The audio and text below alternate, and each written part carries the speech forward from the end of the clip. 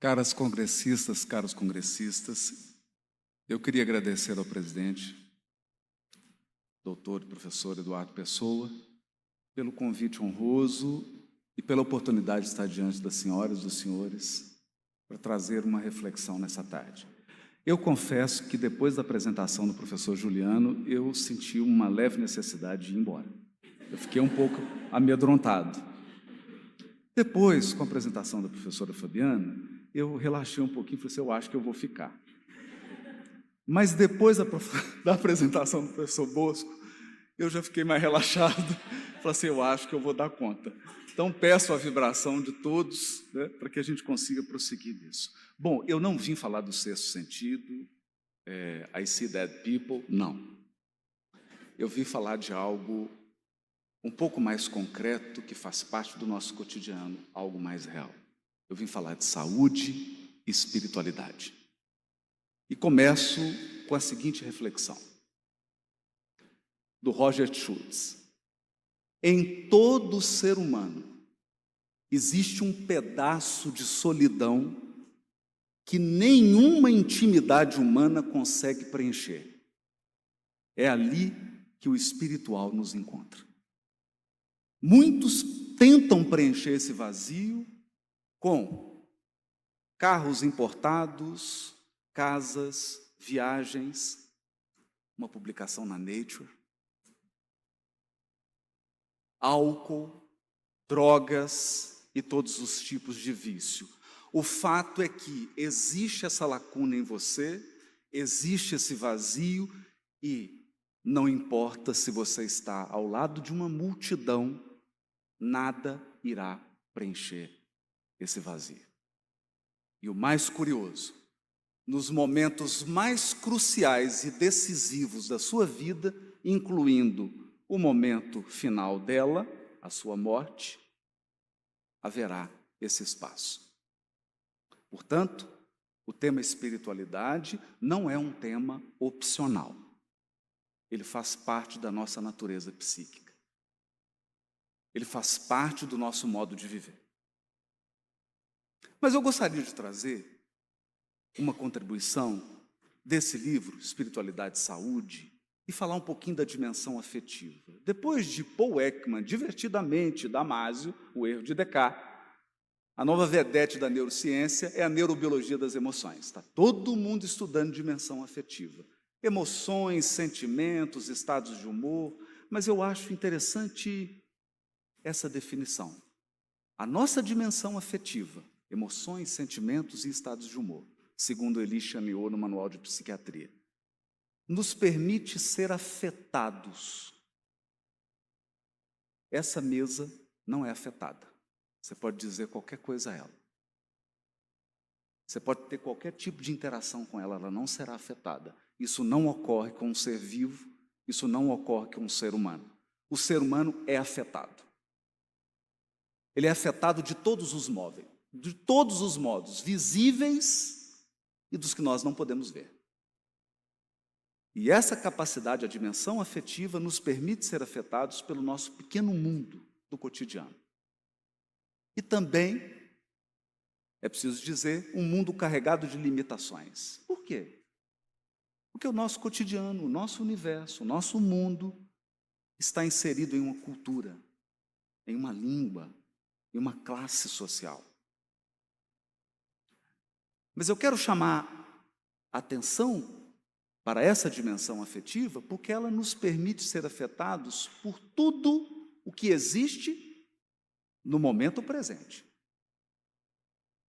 Então, nosso sistema límbico, todas as estruturas do cérebro que garantem, desde a resposta aguda, que é a emoção, a resposta crônica, que é o sentimento, e o estado de humor, que são os hábitos afetivos, isso nos garante ser afetado pelo agora, pelo que está acontecendo em nosso entorno. Eu vou trazer uma prova disso.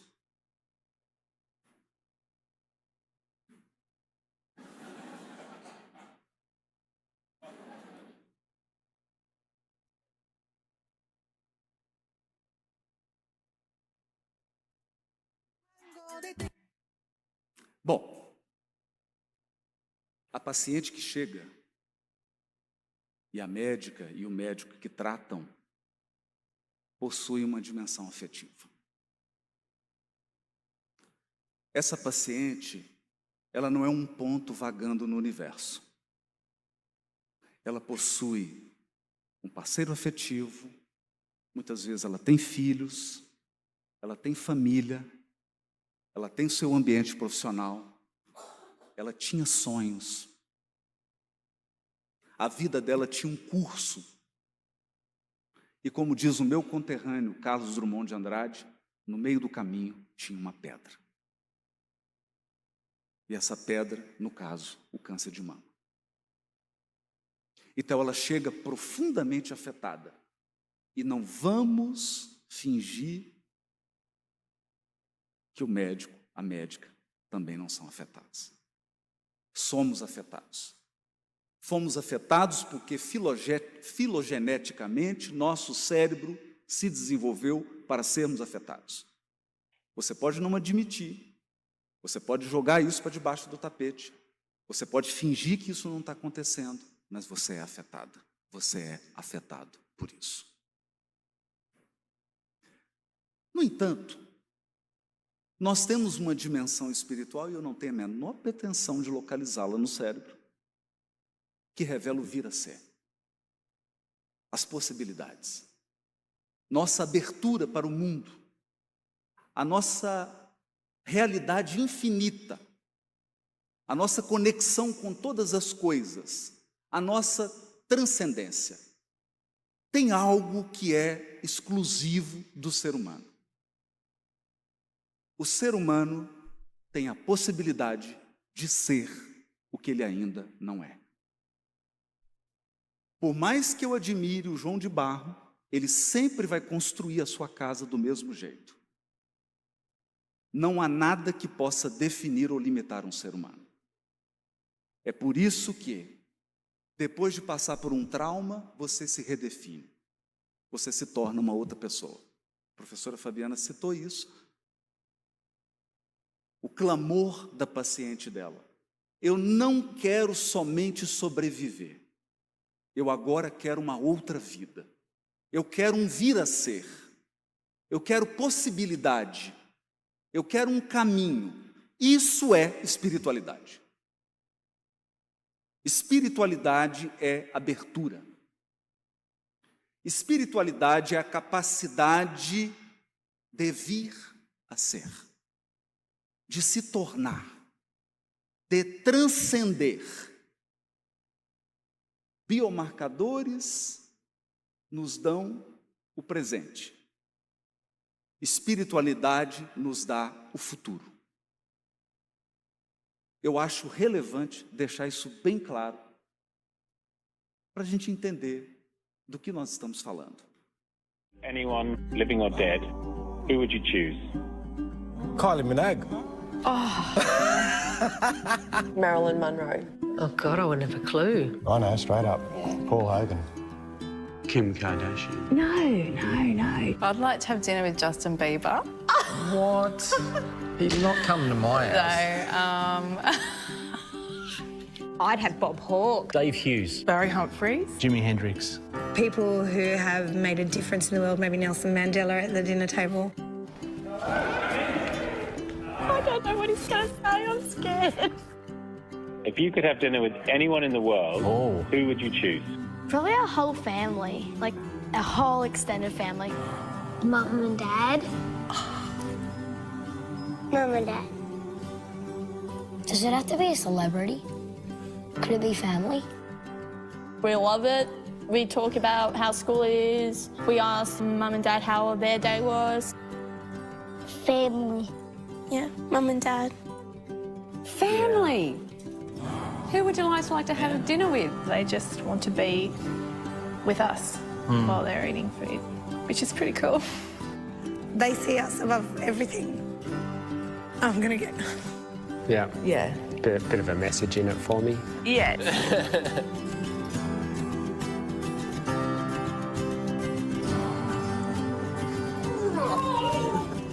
O que mais importa?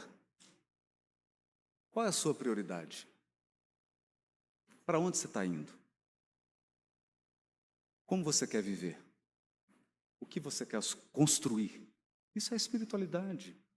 Ou você está seguindo o efeito manada?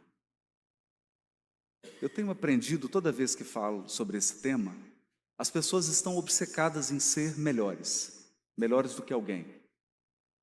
Eu acho que nós deveríamos estar profundamente envolvidos em ser únicos, porque não tem ninguém igual a você. Você é singular, você não precisa ser maior ou melhor que ninguém. Basta que você seja único. E se você é único, a sua construção de valores é peculiar. Aquilo que você vive, as relações que você constrói, são coisas únicas. Numa sociedade que está no efeito manada, que está seguindo padrões, é importante a gente retomar isso. E por quê? Por causa disso. O professor Evilásio diz assim, a experiência dele, a nossa, a de nós todos, a experiência tem demonstrado que ninguém consegue viver por muito tempo sem sentido. Talvez algumas das perguntas mais inquietantes do momento sejam: qual é o sentido da vida? Qual a finalidade do viver e do morrer? Mas eu quero fazer alguns comentários sobre esse slide. Dados consolidados da Organização Mundial da Saúde, março de 2023. 1 bilhão de pessoas no mundo com transtornos mentais diagnosticados. 1 bilhão. 1 em cada 8. 1, 2, 3, 4, 5, 6, 7, 8. Um de nós. 350 milhões de deprimidos. 350 milhões de deprimidos. 278 milhões de transtorno de ansiedade generalizada, diagnosticados com algum tipo de ansiedade. DSM-5, diagnosticado. Fora subnotificação, subdiagnóstico. 44 suicídios por dia no Brasil. Aumento de suicídio entre crianças de 10 a 25 anos. Maior índice de suicídio nas universidades? Na faculdade de medicina. O antropólogo Goethe chegou a dizer: sim, vivemos em uma aldeia global. Mas é a primeira vez que o curandeiro da tribo se mata antes de exercer o seu ofício. Então é preciso falar de espiritualidade. Não da espiritualidade do Ghost, do Sexto Sentido, os outros, do fantasminha Gasparzinho. Mas da espiritualidade enquanto sentido, propósito, transcendência e conexão. Sentido, propósito, transcendência e conexão. São as 4 palavras que eu peço que fiquem na memória de todos aqui, nessa tarde. Sentido, propósito, transcendência e conexão. Essa é a mama. 59 anos. Uma chimpanzé. Vocês estão assistindo ela meia hora antes dela morrer. Sim, eu sei que esse assunto é desagradável, mas eu estou falando para mortais. Eu não quero rogar praga em ninguém, mas daqui a alguns anos nenhum de nós estará aqui.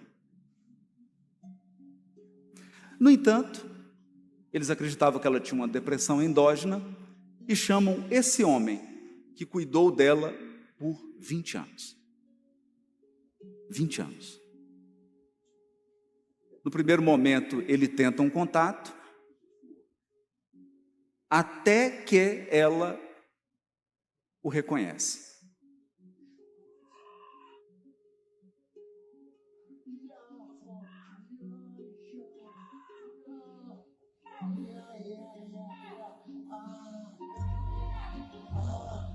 É depressão endógena?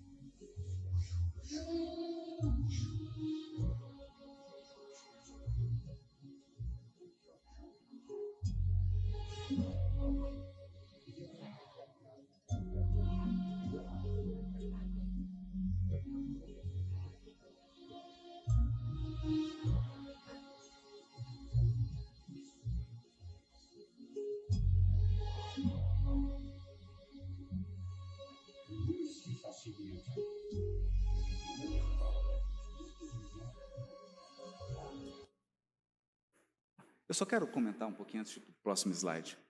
Por que eu trouxe isso? Você pode até viver depois da morte. A única coisa que você não pode é morrer enquanto vivo.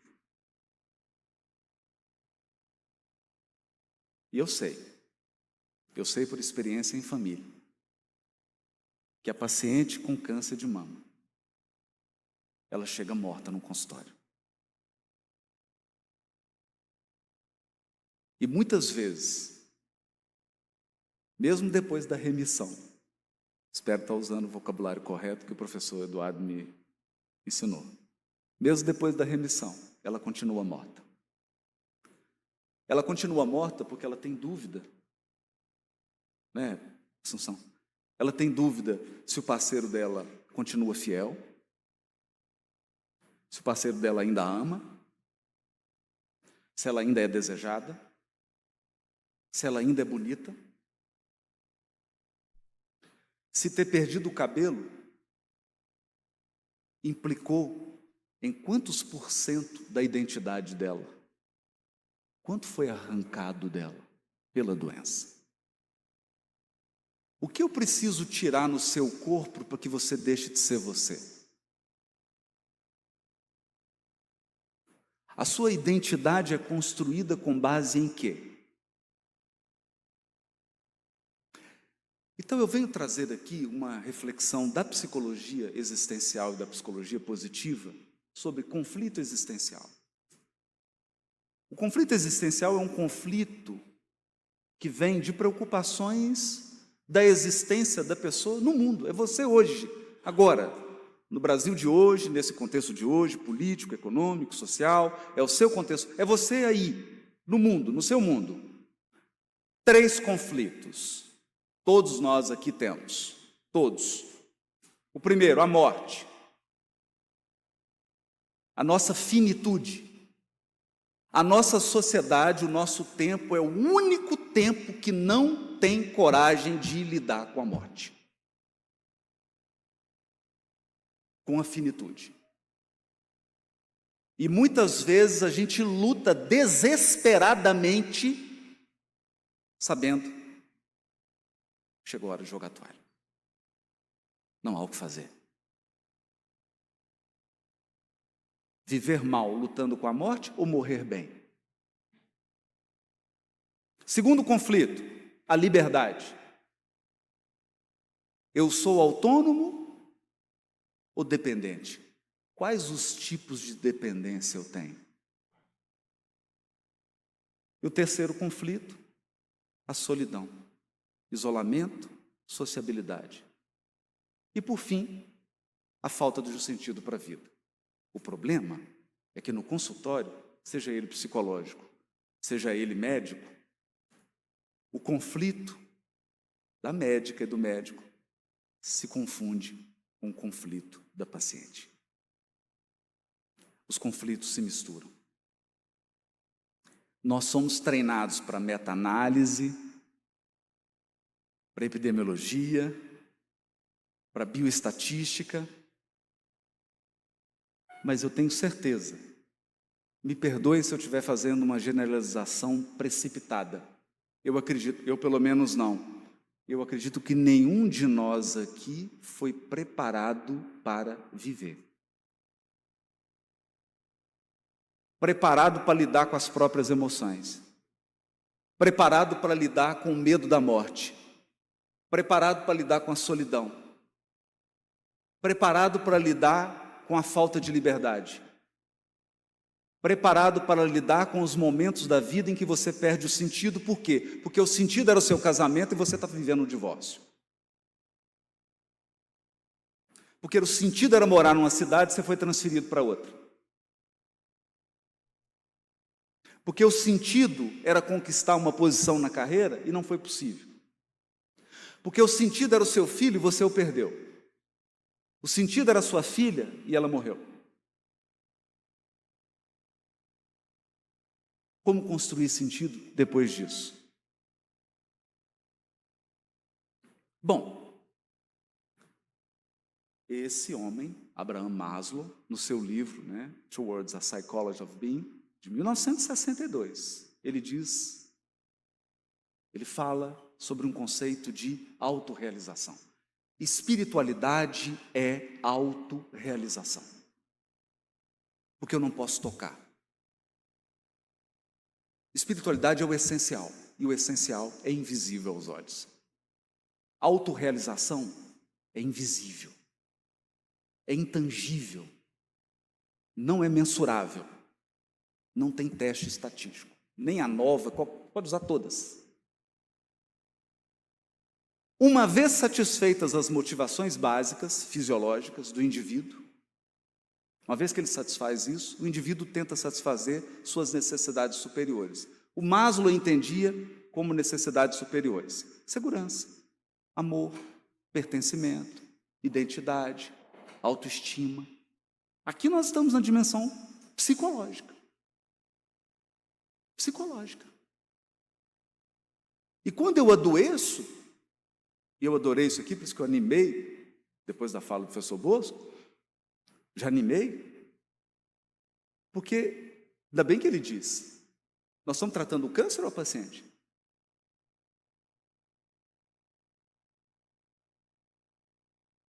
Eu trato a depressão ou o deprimido? Quais os artifícios estatísticos eu uso para colocar todos os deprimidos na mesma caixinha?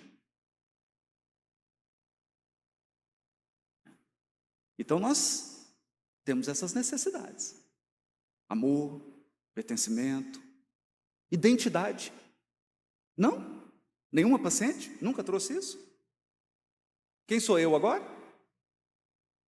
Depois de tudo que eu ouvi disso aí, de menopausa precoce, de todo esse sofrimento, como que uma pessoa constrói identidade depois disso tudo?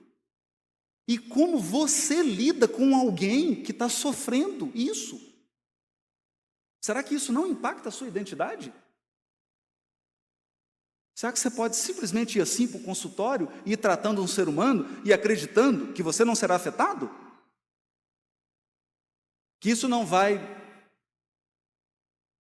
afetar, por exemplo, seu relacionamento afetivo, sua motivação, seu equilíbrio emocional? Por que a gente tem intensivistas e nos jovens de medicina altos índices de desequilíbrio emocional? Será que alguém lida com o desequilíbrio emocional do outro impunemente? Bom, mas uma vez atendidas essas necessidades, o ser humano tende a consagrar-se à tarefa da sua autorrealização, numa série de necessidades que envolvem conhecimento e estética. Conhecimento, sabedoria, conhecimento interno, insight e autocuidado. Autocuidado. Espiritualidade é autocuidado. Você cuida de você? Você encara a sua finitude? Você vive como se não fosse morrer? E estéticas, por exemplo, coerência. integração, beleza, meditação, mindfulness, criatividade, harmonia. Isso tudo promove espiritualidade. Isso tudo mexe conosco. O paradoxo aqui é: quem mais cuida, nem sempre cuida de si. Quem mais dá, não se permite receber. Quem mais precisa de apoio e suporte, porque terá que apoiar 20, 30 pacientes entrando num dia no seu consultório, não pode contar com uma conversa de 5 minutos.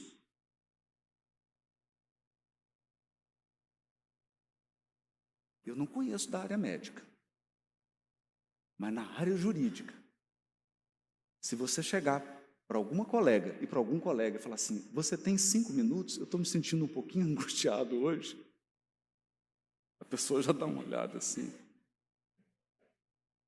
já aciona o serviço de saúde. Daqui a pouco você está recebendo uma ligação: está tudo bem aí? Vamos fazer uma visita de saúde do trabalho? Não pode. Não pode falar. Nós não podemos falar do essencial. Nós não podemos viver o essencial. Não é permitido. Eu não posso dizer que me sinto impotente, porque a minha paciente acabou de falecer diante dos meus olhos. E veja, e eu criei um tremendo vínculo afetivo, porque eu acompanhei a dor dela, porque eu acompanhei o processo.